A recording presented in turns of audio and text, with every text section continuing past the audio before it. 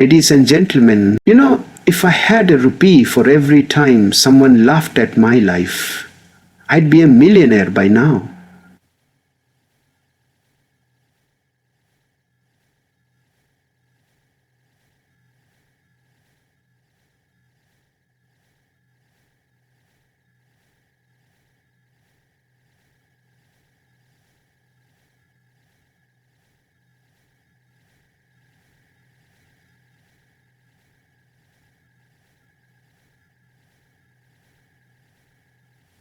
Laughter is the best medicine. Banola, laughter is hidden tear, a silent struggle, a story untold. I used to think that being laughed at meant I was weak, that I wasn't taken seriously. I felt like a clown performing on life's stage while my own dreams sat in the audience waiting for their turn. But what I've come to realize is that when people laugh at you, you have two choices: either cry in the corner or stand in the spotlight and control the show. Laughter is often seen as a sign of joy, a symbol of lightheartedness and carefree living. But beneath the surface, it can also be a clever disguise, a curtain drawn over wounds that run deep. Many people who appear the happiest on the outside are often the ones carrying the heaviest burdens within. They joke about their lives not because everything is perfect, but because humor is their armor. It becomes a way to survive the harsh realities they face daily, a coping mechanism that helps them endure situations that might otherwise break them. It's easier to laugh than to explain the pain. There are countless moments when we've all laughed in public, only to cry in private. We've all worn the mask of humor to shield ourselves from judgment, rejection, and ridicule. For some, life becomes a performance, smiling when they want to scream, cracking jokes when they're falling apart inside. In these cases, laughter doesn't indicate joy. It signals a silent battle, one that most people will never see. Society often teaches us to keep things light to avoid being too serious, and in doing so, it silences real emotions.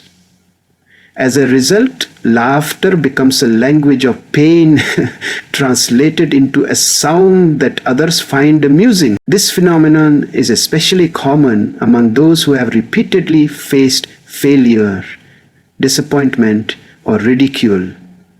Instead of confronting the pain directly, because that might seem too vulnerable or too weak, they choose to package it in humor. They talk about their misfortunes like punchlines, not to invite pity but to avoid awkward silence or sympathy that feels insincere. By laughing first, they beat others to it. This allows them to stay in control, even in situations where they feel powerless. It's a subtle form of emotional self-sustenance, and it's more common than we acknowledge. The laughter becomes habitual, almost automatic, a reflex developed from years of being laughed at. But the danger is that when pain is masked by humor for too long, even the person experiencing it can forget what genuine joy feels like. They begin to lose the ability to differentiate between their true emotions and the role they play for others. Eventually, they might start believing that they are the joke, that their worth is defined only by how amusing they are to everyone else. This can lead to emotional exhaustion, loneliness, and a deep sense of being misunderstood. The inner voice that longs to be heard.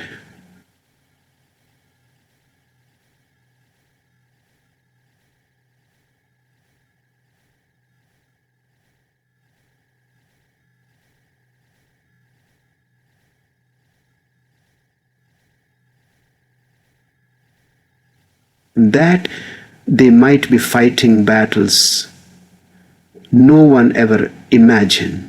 When people mock you or make jokes at your expense, it can feel like a direct hit to your self-worth. The laughter of others, especially when it's aimed at your struggles, failures, or vulnerabilities, has a unique sting. It can make you question your abilities, your choices, and even your value as a person. But here's the truth. Being mocked is not a reflection of your identity. It doesn't define who you are unless you allow it to. Often, those who laugh the loudest are the ones who understand you the least. Their jokes are not born out of insight, but ignorance. And when you let their words determine your story, you surrender control of your narrative to people who were never meant to write it. Mockery can be deeply damaging when internalized.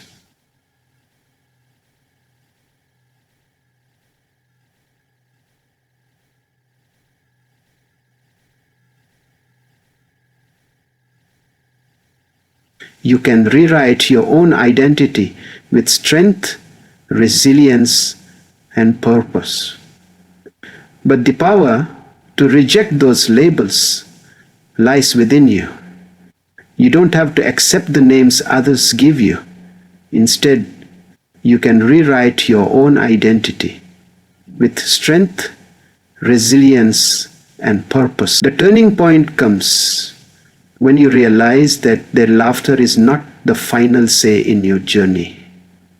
It's just background noise. You can either let it distract you or let it fuel your determination to rise above it. There's a certain freedom in refusing to let mockery dictate your path. The moment you stop seeking validation from those who belittle you, you begin to tap into a deeper, more enduring sense of self.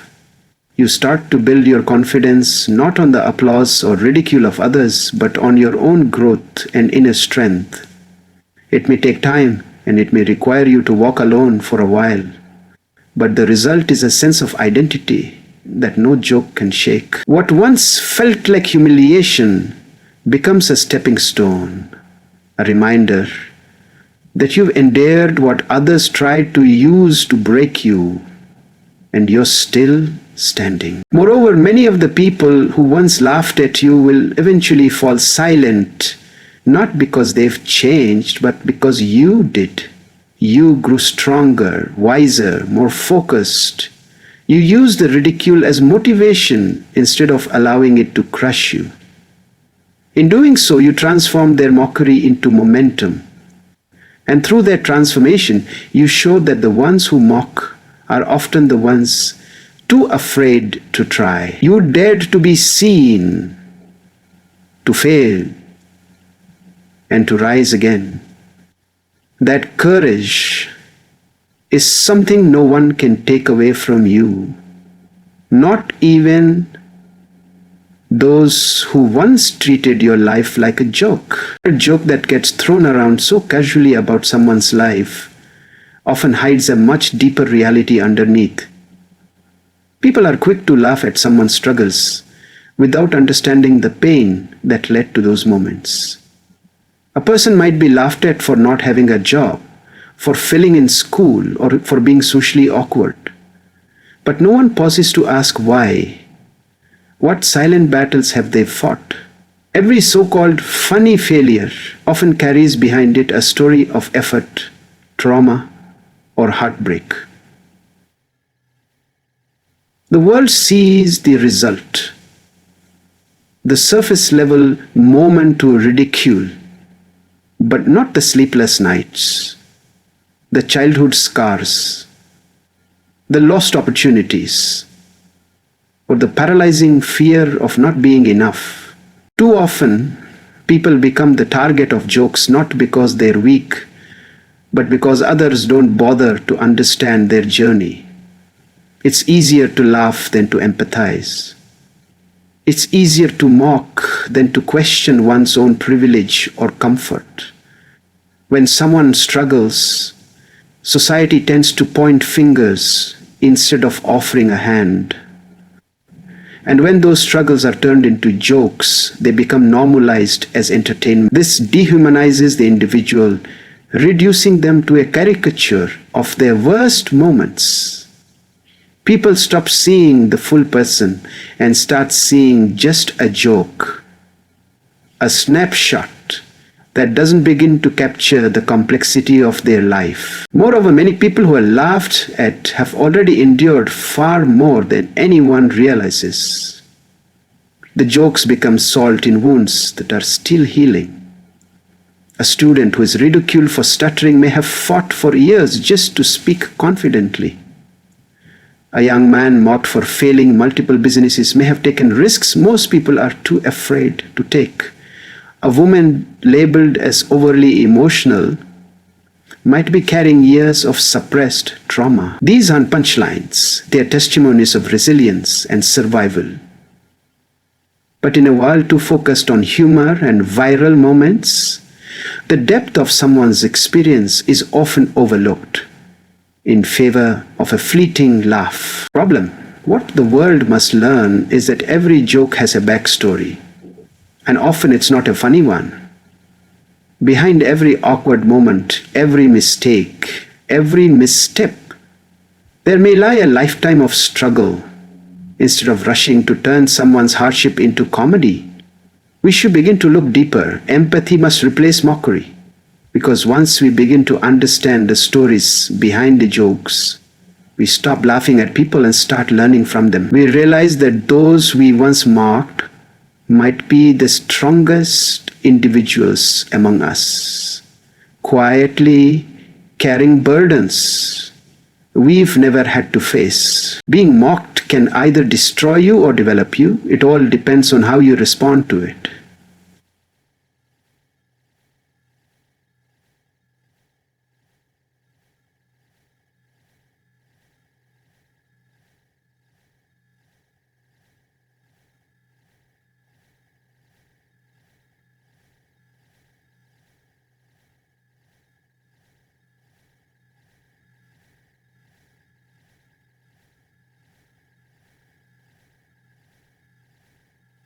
When people laugh at your failures or make fun of your purpose, it's the very moment, if seen through a different lens, can be grounded and catch.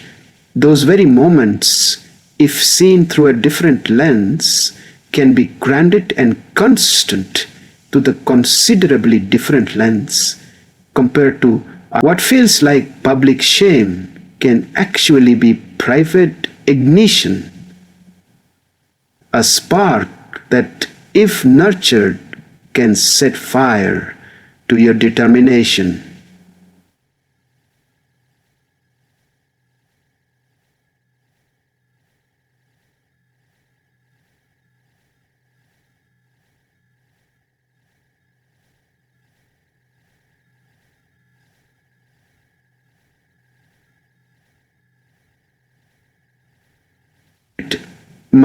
There is something undeniably powerful about using someone's doubt as your drive.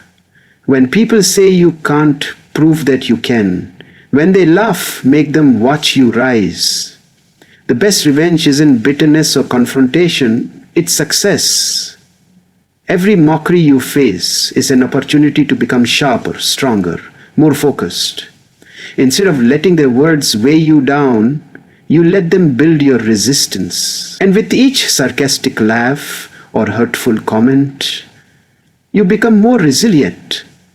You're no longer just surviving their ridicule, you're thriving in spite of it. Many of the most successful people in history were once the punchlines of jokes. Innovators, artists, athletes, and dreamers, laughed at, underestimated, and dismissed, chose not to internalize the cruelty. Instead, they used it to push further, to work harder, and to silence the mockery, not with arguments, but with achievements. When you allow mockery to motivate you, you gain control over your own narrative. You take the same energy that was meant to belittle you and redirect it into your vision.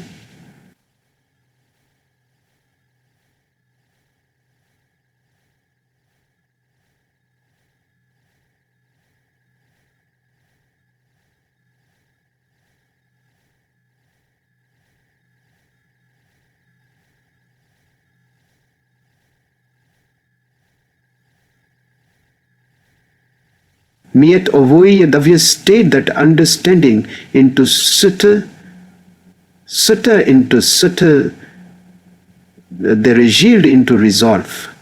And perhaps the most empowering realization is that you don't need anyone's approval to rise. You don't need the applause of those who once laughed at you. Your motivation is no longer tied to their validation. You become driven not by the need to prove them wrong, but by the deeper desire to prove yourself right. That's the shift. That's when mockery loses its sting. It no longer defines you. It fuels you. It becomes the backdrop to your comeback story.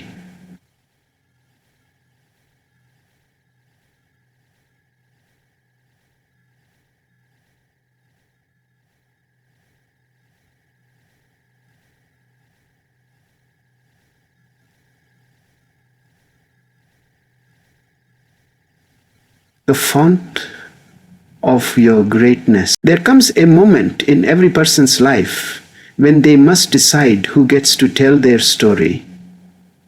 Too often we let others shape the narrative of who we are. We absorb their opinions, wear their labels, and silently agree with their judgments. Whether they call us failures, jokes, misfits, or nobodies, we let their version of our life overshadow our truth.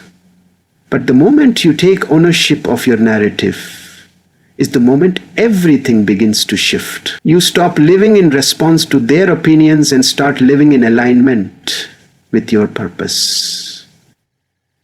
Your story becomes yours, not a comedy for others to laugh at, but a journey of depth, transformation, and triumph. Owning your narrative means confronting your past without shame. It means acknowledging your mistakes without letting them define you.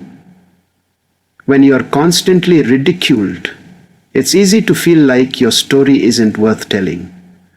But the truth is, every stumble you've experienced, every time you've been laughed at, and every moment you felt like giving up, those are the very things that make your story worth owning. Your struggles are not signs of weakness.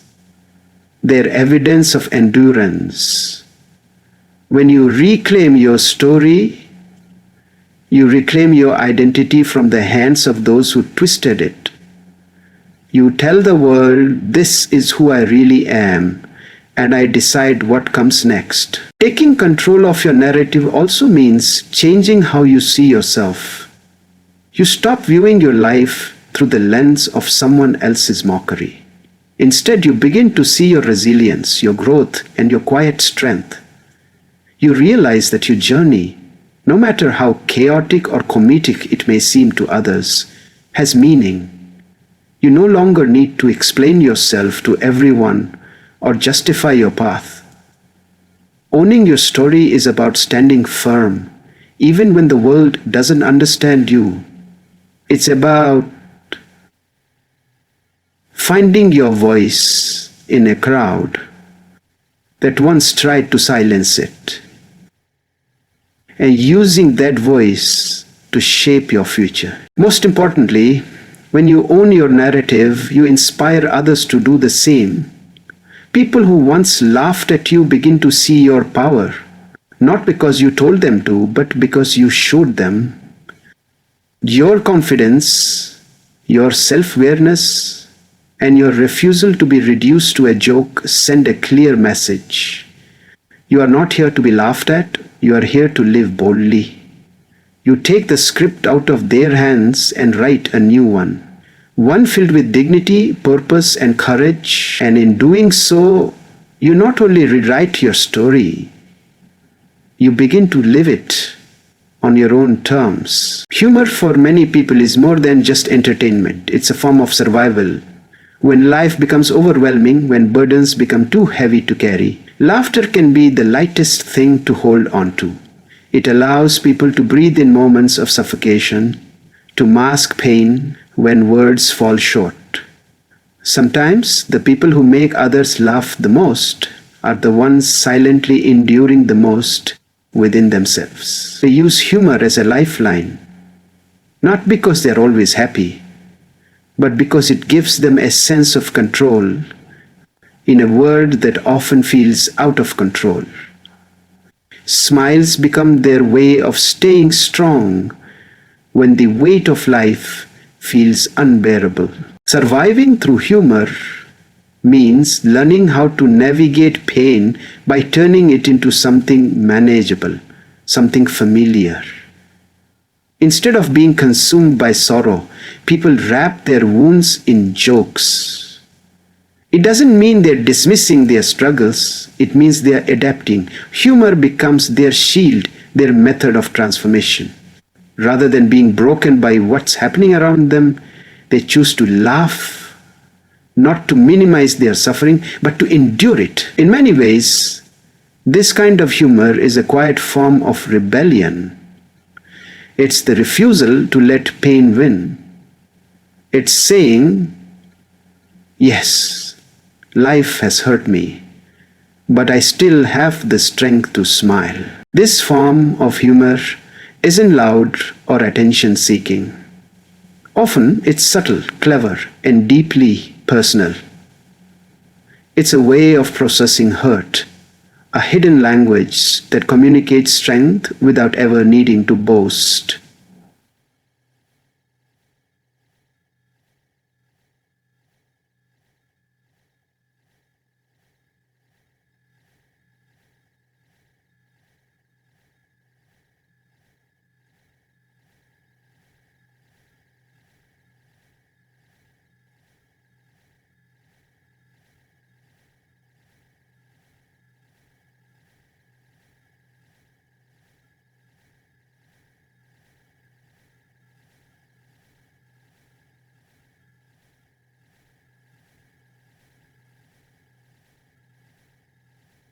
And in doing so, they keep moving forward. Even if the world sees only laughter, what's really taking place is resilience, power disguised as playfulness. Yet the world often misunderstands this kind of humor. People assume that someone who laughs a lot must be carefree or untouched by hardship. But those who survive through humor often carry the heaviest loads. They choose to make others feel good even when they don't feel good themselves. They provide joy because they know how deeply pain cuts. Humor in this case is a form of healing, not just for others, but for themselves. It's a tool that keeps them going. A reminder that even in the darkest chapters, they still have something to give. Through jokes, smiles, and laughter, they don't just survive, they resist. They endure with grace, and they live with strength hidden behind every laugh. Redemption is one of the most powerful forces a person can experience, and when it comes through success, it becomes a transformative moment that redefines your entire story. For those whose lives have been treated like a running joke, success is not just about achieving goals. It's about reclaiming dignity. It is the ultimate answer to mockery, the quiet yet undeniable statement that says, I made it anyway. When you've spent your life being underestimated, laughed at, and overlooked, even small victories carry enormous weight. They are not just accomplishments, they are declarations of survival and proof that your story never ended where others thought it would. Success, especially when earned in silence and in defiance of ridicule, becomes a powerful tool for redemption. It flips the narrative that once labeled you a failure or a fool. Suddenly, those who once laughed at you begin to grow quiet, not because they've changed their minds, but because they can no longer deny your growth. You are no longer the subject of jokes. You become the author of your own legacy. Every late night, every setback, every tear that once invited mockery becomes a building block towards something meaningful. Success becomes a form of justice, not the loud, vengeful kind, but the kind that is felt deeply, quietly, and unforgettably. But success isn't just about proving others wrong. True redemption lies in proving to yourself that you were always capable, always worthy, despite the voices that try to convince you otherwise. When you reach that point, you no longer chase dreams out of desperation to be accepted. You pursue them out of love for yourself and what you can become. That's when success becomes more than a destination. It becomes healing. It's not about silencing the crowd, it's about restoring the parts of you that their laughter tried to erase. Your confidence, once shaky, begins to solidify. Your past, once painful, becomes a lesson instead of a limitation. Even more powerfully, your success story can inspire others walking a similar path. People who feel like their lives are jokes will see in you the possibility of a turnaround. You become a symbol of hope, showing that it's possible to go from ridicule to respect, from laughingstock to leader. Your transformation doesn't just redeem your own life, it becomes a light for those still trapped in the shadow of mockery. And that kind of success, the kind that uplifts not only yourself but others, is the most meaningful redemption of all. It's the victory that proves the joke was never really on you. It was on those who failed to see your worth. So yes, maybe my whole life has been full of jokes, but I'm no longer the punchline. I've learned to rise from the laughter, to grow from the mockery, and to transform pain into power. I've discovered that it's not about how others define you. It's about how you define yourself. When no one is watching, when the crowd is gone, and all that remains is your will to continue. I carry my scars with pride.